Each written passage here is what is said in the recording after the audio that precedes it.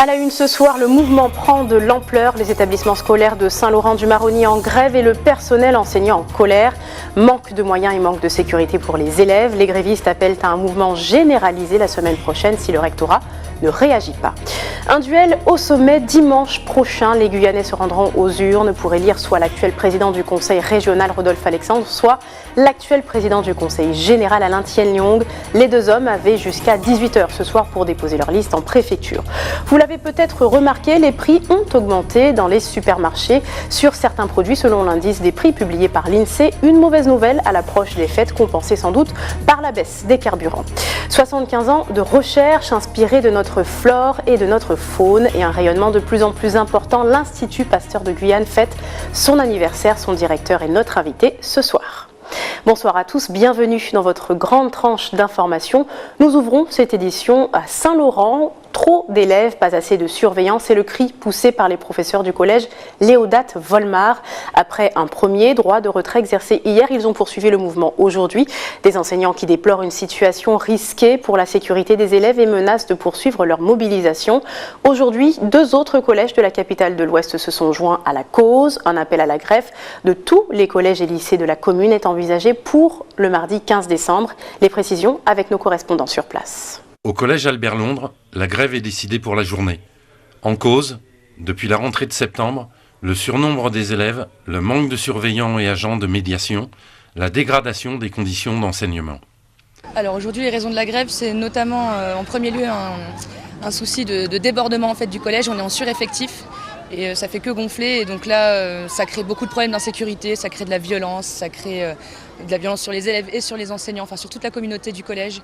Donc là, voilà, on s'est dit que c'était vraiment le moment de faire quelque chose pour faire entendre ce malaise à tout le monde ici. Au collège Paul-Jean-Louis, même son de cloche. Les semaines passent sans pour autant répondre aux revendications du personnel enseignant. Les problèmes que nous rencontrons au collège 3 sont les mêmes que les problèmes rencontrés dans les autres collèges de Saint-Laurent. Aujourd'hui, le collège 2 est en grève. Hier, le collège 4 a débrayé pour des problèmes semblables aux nôtres, à savoir beaucoup d'élèves dans ces établissements et pas assez de surveillants. Aujourd'hui, il était aussi beaucoup question d'une coordination entre les différents établissements scolaires de Saint-Laurent pour appeler à une journée d'action unitaire le mardi 15 décembre. En politique maintenant, vous le savez, le second tour des élections de la collectivité territoriale de Guyane aura lieu dimanche prochain. Une CTG qui viendra remplacer les conseils régionaux et généraux. Ironie du sort, les deux présidents actuels s'affrontent désormais pour la tête de la CTG. Rodolphe Alexandre pour Guyane Rassemblement et Alain Thienlyong pour une Guyane audacieuse. Les deux hommes avaient jusqu'à 18h pour remettre leur liste en préfecture et aucune surprise n'est à prévoir. Ils ont tous deux indiqué qu'aucune alliance n'était de mise pour ce second tour. À J-4 avant le dernier scrutin, retour sur leurs deux campagnes avec Ayodele Germa. Dernier round dans le match pour la collectivité territoriale. Dans le ring, Rodolphe Alexandre avec 42,35% des suffrages exprimés au premier tour. Il devance de 12 points Alain Thienlyong qui réalise un score de 30,24% des suffrages exprimés. Aujourd'hui, les deux finalistes ont déposé leur liste à la préfecture. Il est clair pour Rodolphe Alexandre qu'il n'y aura aucune alliance. Nous avons voulu garder la même configuration, les mêmes camarades colistiers, de façon à ce que notre liste reste dans une déontologie électorale. Et si nous voulons convaincre justement les électeurs, les électrices et marquer le cap pour que l'abstention puisse diminuer, nous devons rester intègres et tels quels par rapport à nos idées et par rapport aux femmes et aux hommes qui se sont résolument engagés autour des idées pour défendre la Guyane, valoriser sa production et aménager le territoire. Alain Thienlyong avait lui aussi déclaré à France Guyane qu'il n'y aura pas de fusion de liste au second tour. La liste que son directeur de campagne a déposée ce matin devrait donc être identique à la première. Deux candidats et deux figures politiques du territoire depuis de nombreuses années. Rodolphe Alexandre a été maire de Cayenne entre 2008 et 2010. Il a été directeur de cabinet de Georges Ottilie et conseiller d'Élie Castor, avant d'être lui-même élu à la tête du conseil régional en 2010. Quant à sa couleur politique... Nous sommes un parti de rassemblement. Nous avons toujours dit que nous sommes hors des clivages idéologiques, des dogmes. Alain Tiengnon, quant à lui, est rentré en politique, parrainé par Gérard Holder, ancien président du Conseil général. Il est élu conseiller général de Cayenne Sud-Ouest en 1998, puis président de l'institution départementale pour un premier mandat en 2004 et un second mandat en 2011. Le président du Conseil général a toujours refusé une étiquette politique, même si ses affinités ont souvent penché à gauche. La Guyane nécessite qu'on soit engagé pour elle, pas d'engagement partisan. Les emballages ne m'ont jamais intéressé. Moi, tout ce qui ne me convient pas m'agace. Un agacement sans doute ressenti lors de cette campagne électorale émaillée de déboires. Pour commencer, les tracts supposément destinés à révéler les détails de sa vie privée. Ensuite, la polémique sur le logement social qu'il occupe avec son salaire de président du Conseil général. Et les agressions et espionnages que son équipe de campagne aurait subis lors des propagandes sur le terrain. Des faits qui ont poussé l'équipe Tiengnon à déposer des mains courantes. Une personne, le jeudi, qui arrive, qui nous dit que c'est M. Rodolphe Alexandre. Une autre personne qui revient le vendredi, qui nous dit c'est Romillac et M. Rodolphe Alexandre. Le samedi, il y a qui arrive ici, qui m'agresse, il me dit tout est pour M. Rodolphe Alexandre, nous qui pété tout jour. Alors, qu'est-ce que ça veut dire? Qu'est-ce que ça veut dire? Moi, je ne veux pas croire, mais c'est la vérité. Quand même 3 personnes, qu'est-ce qu'on peut dire? Rodolphe Alexandre a lui aussi fait l'objet d'une polémique durant cette campagne, celle de l'achat des procurations. Rodolphe Alexandre, c'est réel, il a acheté des procurations de jeunes à Apatou, 50 € la procuration. Au lieu de donner du travail aux jeunes, c'est ce qu'il fait, il les achète. Ce sont les jeunes d'Apatou qui nous ont dit ça. Il a 60 procurations de jeunes d'Apatou à 50 € la procuration. Le candidat projette de porter plainte pour diffamation dans les jours qui viennent. Si les accusations s'avéraient fondées dans les deux camps, les deux présidents concernés pourraient réclamer l'annulation des élections. Vous le savez donc, seuls Rodolphe Alexandre et Alain Tiengnon restent dans la course et ne souhaitent aucune alliance avec d'autres listes. Les candidats éliminés, eux, laissent pour la plupart le choix aux électeurs. Avec 8,49% des suffrages obtenus dimanche dernier, la députée Chantal Berthelot, en tête de la liste Cultiver la Guyane, appelle, elle, ses électeurs à voter nul. Les précisions de l'ancienne candidate au micro d'Ayodele Germa. Après ce premier tour, qui ne nous permet pas d'être deuxième, nous avons estimé, en réunissant toutes les têtes de section, nous avons estimé qu'effectivement, ayant en face de nous une situation particulière, 2 listes que nous avons dénommées 2 listes de droite, nous ne pouvions donner une consigne de vote autre que celle de dire à nos électeurs d'aller voter, de voter nul. Nul veut dire une enveloppe avec un bulletin ou 2, ce que souhaitent les gens, pour pouvoir exprimer un désaccord, puisque les 2 listes ne répondent pas à nos valeurs et aux projets de société que l'on souhaite. Ensuite, ce qui est important, et nous l'avons dit, c'est d'impulser une dynamique pour avoir une gauche sans tabou, très claire en Guyane, visible, en tous les cas pour les Guyanais, et il est nécessaire à ce moment-là que cette dynamique, nous puissions la mettre en route dès aujourd'hui, permettant que demain, aux prochaines échéances, nous ayons une liste de gauche définie, très clairement définie donc au 2e tour, et également une liste de gauche vainqueur des élections à venir. Et que pense la population des résultats de ce premier tour du scrutin? Dans les débuts de la campagne, la plupart des Guyanais se disaient peu impliqués dans cette CTG, un enjeu aussi distant qu'incompréhensible pour certains. Aujourd'hui, le mouvement des entrepreneurs de France en Guyane, lui, entend travailler avec le nouveau président pour booster l'économie guyanaise. Mia Pierre. Le combat s'annonce rude. Rodolphe Alexandre et Alain Tiengnon, 2 animaux politiques, s'affrontent pour le second tour de la collectivité territoriale. À l'université de Guyane, bien que beaucoup d'étudiants avouent ne pas avoir suivi de près cette campagne, ils s'attendaient à ce résultat. J'ai aucun doute que ça allait se jouer entre ces 2-là. Peu importe celui qui passe, ça ne me dérange pas. Parce que les 2 ont déjà prouvé ce qu'ils savaient faire par la Guyane. Ce sont les 2 qui sont les plus populaires, on va dire, par rapport aux gens. Ils ont déjà montré parce qu'ils ont déjà été dans le mécanisme politique à différents niveaux. C'est 2 personnes qui sont très hautes dans la Guyane, mais je ne sais pas si ils sont capables de servir la Guyane comme il le faut déjà. Les 2 seuls qui ont proposé un programme assez intéressant. Ce sont toujours les mêmes gens qui sont à la tête, j'ai envie de dire, et puis le pays n'avance pas, le pays n'évolue pas. Pour l'instant, tout peut encore se jouer entre les 2 tours. Les 2 candidats sont repartis en campagne.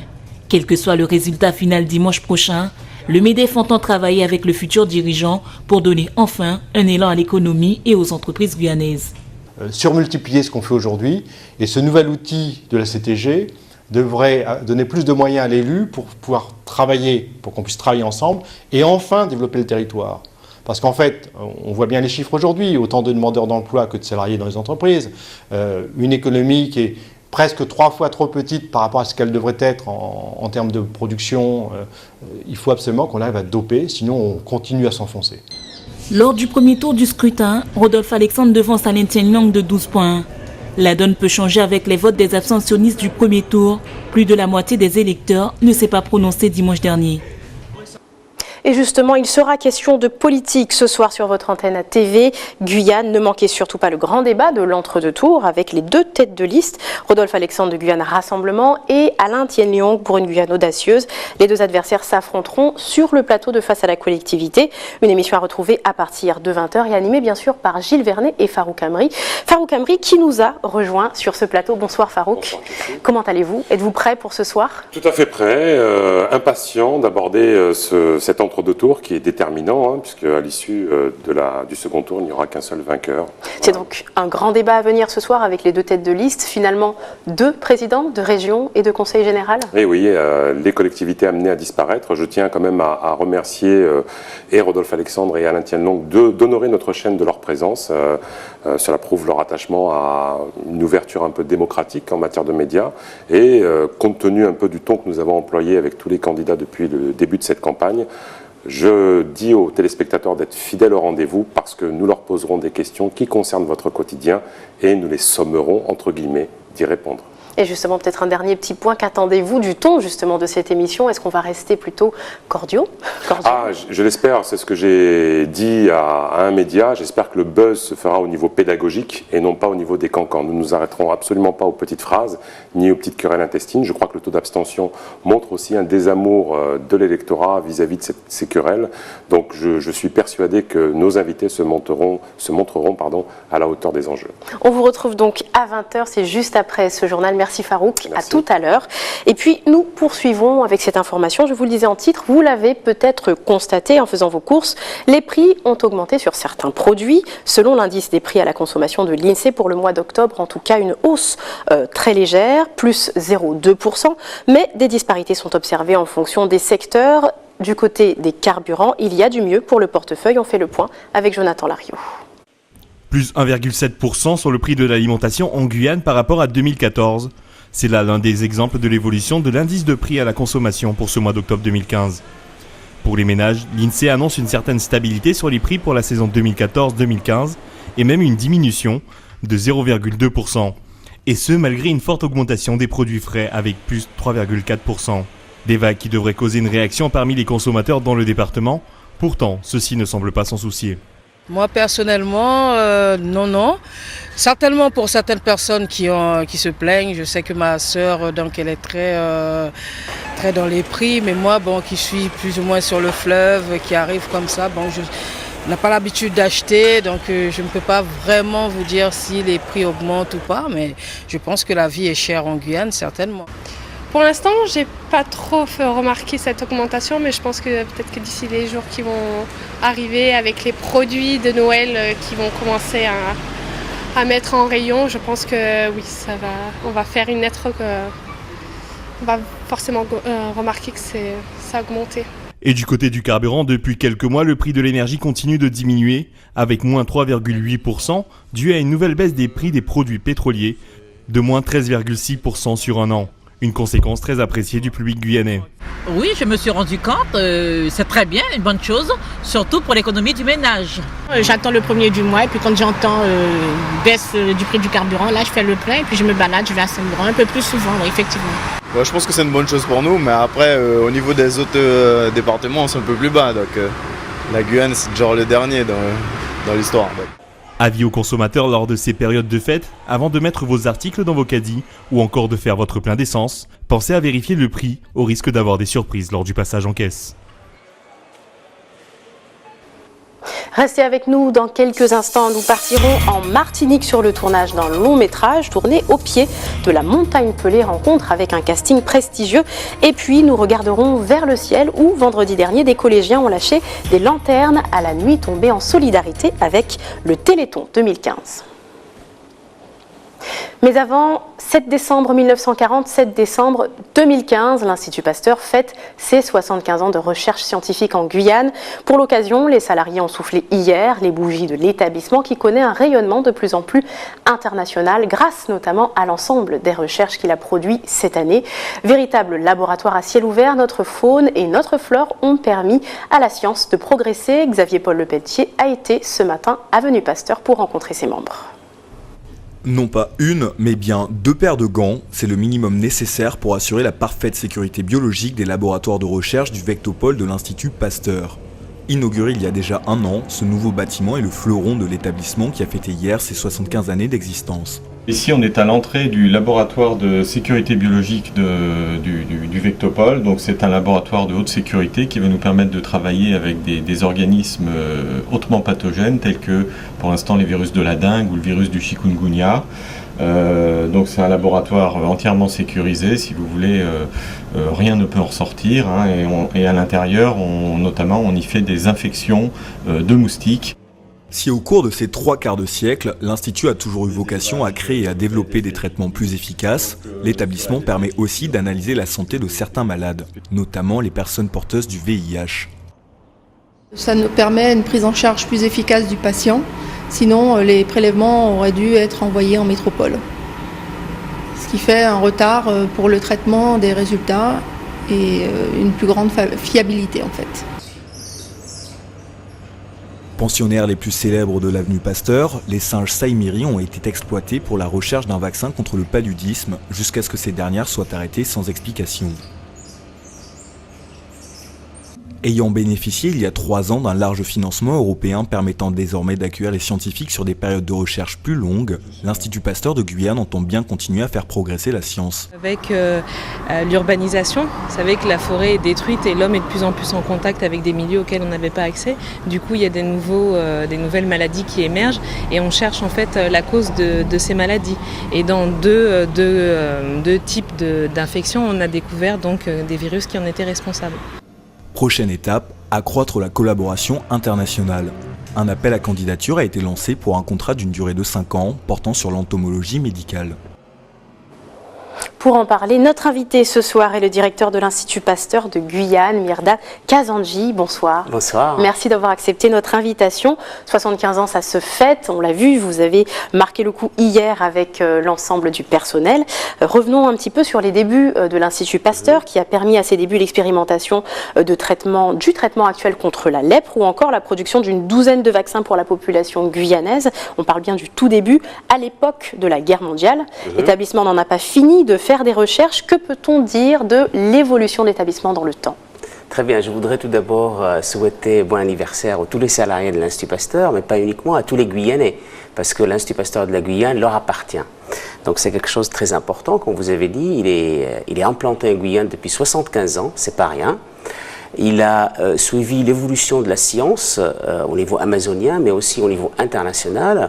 Au début, l'Institut était implanté à cause des maladies comme la lèpre, la tuberculose, la fièvre jaune, mais avec l'évolution scientifique, la vaccination, on a travaillé sur le vaccin contre le paludisme, notamment il a bien mentionné votre collègue sur la présence des saïmiri qui ont servi à la mise au point d'un vaccin.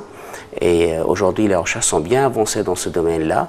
Et plus récemment, l'Institut a tourné vers les virus, et notamment les arbovirus, comme la dengue et les chikungunya. Comme vous savez, ces dernières années, il y a eu plusieurs épidémies de dengue, et l'année dernière, nous avons vécu l'épidémie du chikungunya.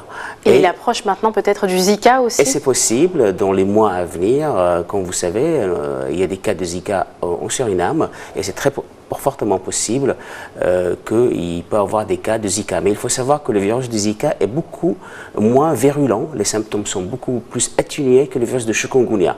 Donc il ne faut pas s'inquiéter.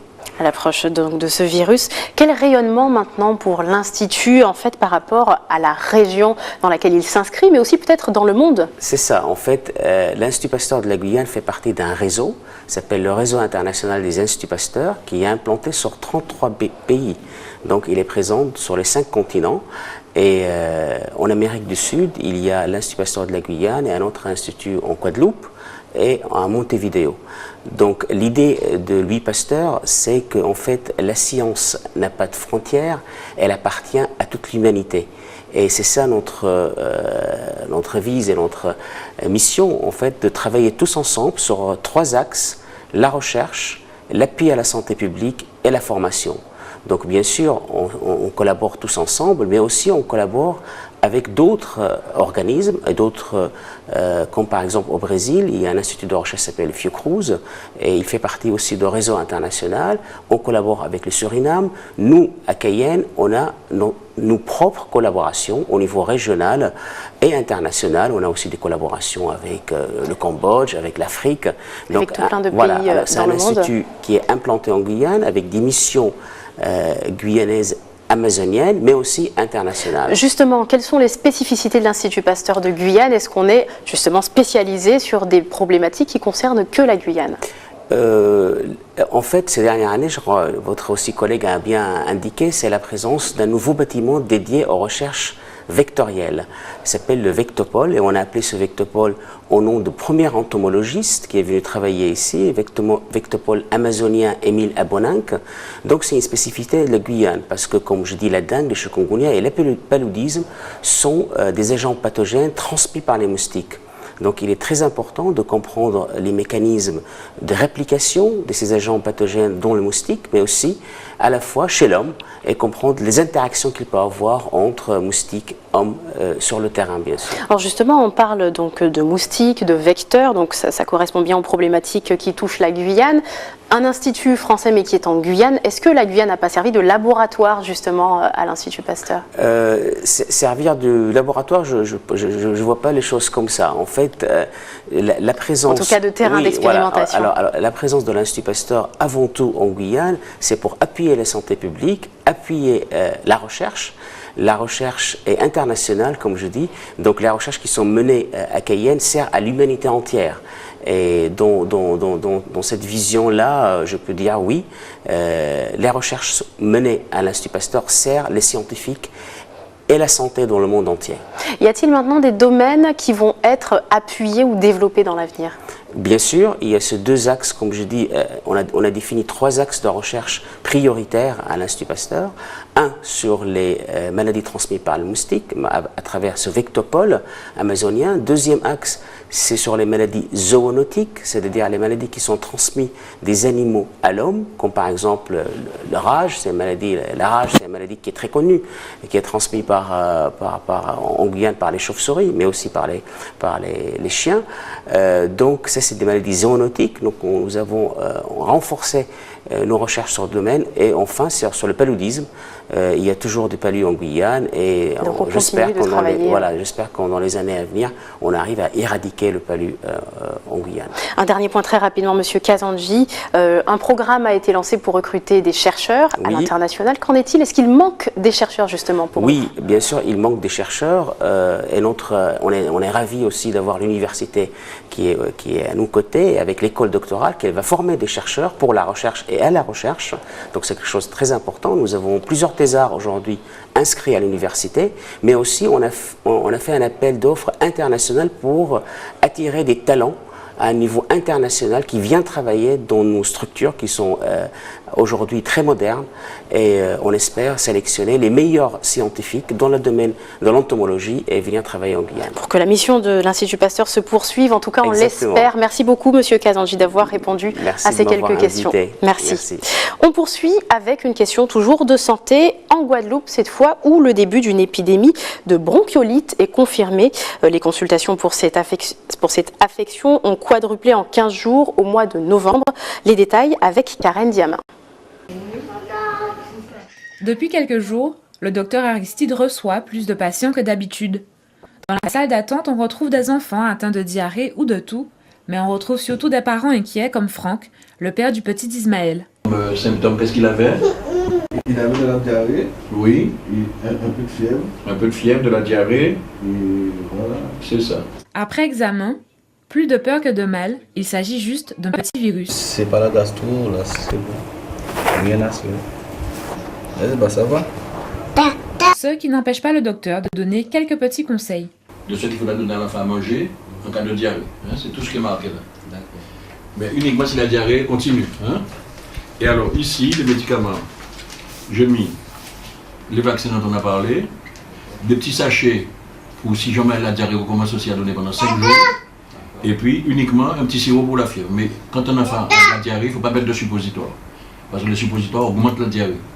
Et pour le docteur Aristide, qui exerce depuis plus de 30 ans, nous ne sommes qu'au début de ces épidémies. Depuis quelques jours, on voit effectivement un petit peu de gastro qui commence. Il faut savoir quand même que pour parler de gastroentérite, il faut qu'il y ait l'association diarrhée et vomissement. La diarrhée sur le vomissement seul, ce n'est pas forcément une gastro. Par exemple, le petit bébé qu'on vient de voir, c'est une petite diarrhée isolée, probablement provoquée par un virus ou même par une poussée dentaire, puisqu'il a les grosses dents qui sont en train de sortir, mais ce n'est pas une gastro. Par contre, ce que nous voyons beaucoup plus depuis quelques semaines, c'est des bronchiolites. L'épidémie de bronchiolite a commencé, on a même dû en hospitaliser quelques-uns les plus petits parce qu'ils respiraient vraiment très très mal. Et contrairement à ce qu'on dit, la bronchiolite n'est pas forcément quelque chose de banal. Ça veut dire que quand les bronches de l'enfant sont complètement obstruées et que l'enfant commence à manquer d'air, eh bien, il faut savoir l'hospitaliser pour qu'on puisse l'aider avec de l'oxygène, avec des perfusions et surtout avec la kinésithérapie respiratoire qui est le principal traitement en matière de bronchiolite. Plus fragiles que les adultes qui pratiquent l'automédication, les enfants restent donc les premiers concernés par ces épidémies parfois difficiles à gérer. Depuis bientôt un mois, une équipe dirigée par le réalisateur Philippe Niang tourne en Martinique les scènes d'une fiction télévisée destinée à France 3. Ça s'appelle Meurtre en Martinique. Au casting, entre autres, l'acteur et réalisateur Olivier Marchal, la comédienne Sarah Martin, Éric Delors, Olivier Oyoen ou encore la chanteuse Gloria Bonheur. Damien Lansade a assisté ce matin au tournage au pied de la montagne Pelée. Regardez.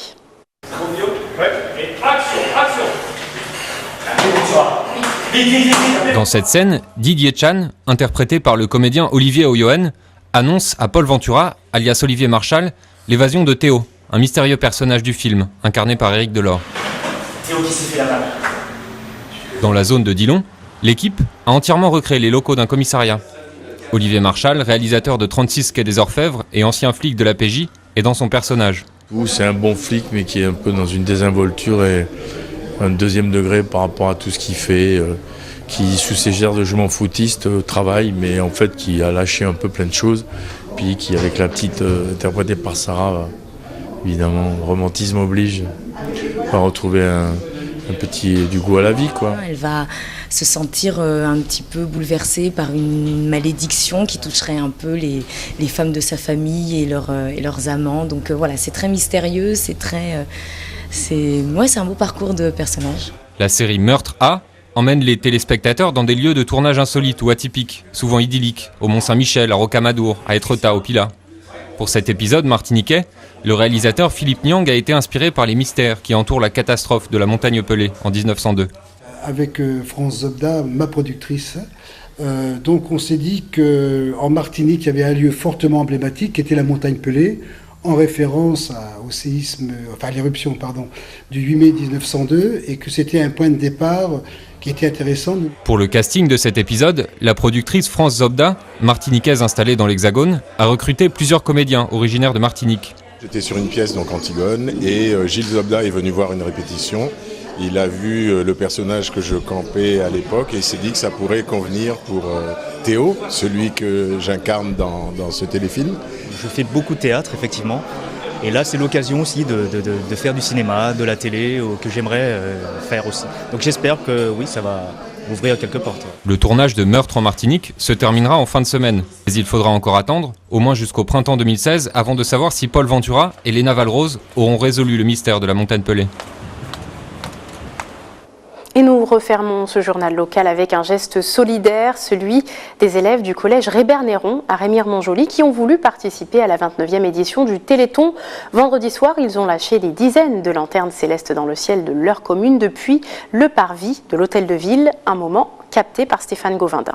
Une fois que tout le monde sera prêt, d'ici une dizaine de minutes, nous les allumerons ensemble. Ce samedi, les élèves du collège Rébernéran ont organisé un lâcher de lanterne sur le parking de la mairie de Remire-Montjoly. Le Téléthon, comme chaque année, est le moyen pour tout un chacun de montrer sa solidarité envers les malades. C'est bien aussi si on fait le Téléthon, ça prouve qu'on est avec ceux qui sont malades, ceux qui sont à l'hôpital et on les aide. Même s'il y a des gens qui me donnaient des voix, mais ça a quand même bien marché. On courait derrière eux pour dire attendez, c'est pas les enfants malades et tout. Puis après, ils ont quand même donné des dons, même s'ils n'avaient pas beaucoup, mais ils ont quand même donné. Ce projet, au début, c'était juste une vente sur le marché et à l'intérieur du collège. Et d'année en année, nous essayons de l'élargir pour pouvoir justement impliquer davantage d'élèves et toute la communauté. Et puisque nous sommes un collège de Remire-Montjoly, nous voulons aussi porter notre dynamique en direction des autres pour toute notre communauté de Remire-Montjoly, notre commune. Le Téléthon, c'est aussi de petits gestes mis bout à bout pour sauver les autres. La nôtre, elle est allée dans les étoiles, la plus haute. Je pense que toute aide qu'on peut apporter à tous les enfants qui en ont besoin, la recherche fait progresser, ça contribue à améliorer aussi notre société. Soyons solidaires, nous qui avons de la chance en pleine santé. Je pense qu'il faut penser à ceux qui sont en souffrance, à leur famille, et bien donc forcément aider avec la recherche pour permettre la guérison de tous. Cette année, les dons récoltés dépassent les 80 millions d'euros. Et pour la Guyane, c'est un peu moins que l'année dernière. Alors, restons solidaires. Et rappelons qu'en Guyane, comme vous venez de l'entendre, chaque année sont récoltés environ 100 000 euros pour aider la recherche. Cette année, le Téléthon a permis de récolter plus de 80 millions d'euros sur l'ensemble du pays. Et voilà. C'est la fin de ce journal. Merci d'avoir été avec nous. Avant de se quitter, je vous rappelle les principaux titres de l'actualité locale. Le mouvement prend de l'ampleur. Les établissements scolaires de Saint-Laurent-du-Maroni en grève et le personnel enseignant en colère. Manque de moyens, manque de sécurité pour les élèves. Les grévistes appellent à un mouvement généralisé la semaine prochaine si le rectorat ne réagit pas. Un duel au sommet dimanche prochain. Les Guyanais se rendront aux urnes pour élire soit le président actuel du conseil régional Rodolphe Alexandre, soit l'actuel président du conseil général Alain Thienniong. Les deux hommes avaient jusqu'à 18h pour déposer leur liste en préfecture. Vous l'avez peut-être remarqué, les prix ont augmenté dans les supermarchés sur certains produits selon l'indice publié par l'INSEE. Une mauvaise nouvelle à l'approche des fêtes, compensée sans doute par la baisse des carburants. Enfin, 75 ans de recherche inspirée de notre flore et de notre faune et un rayonnement de plus en plus important. L'Institut Pasteur a fêté son anniversaire, ses 75 ans. Le directeur était notre invité ce soir. Dans un instant, l'information continue avec nos confrères de BFM pour l'information nationale et internationale. Mais surtout, n'oubliez pas, à 20h, votre rendez-vous politique avec les deux candidats en lice pour le scrutin de dimanche. Très bonne soirée à vous sur votre antenne. À demain.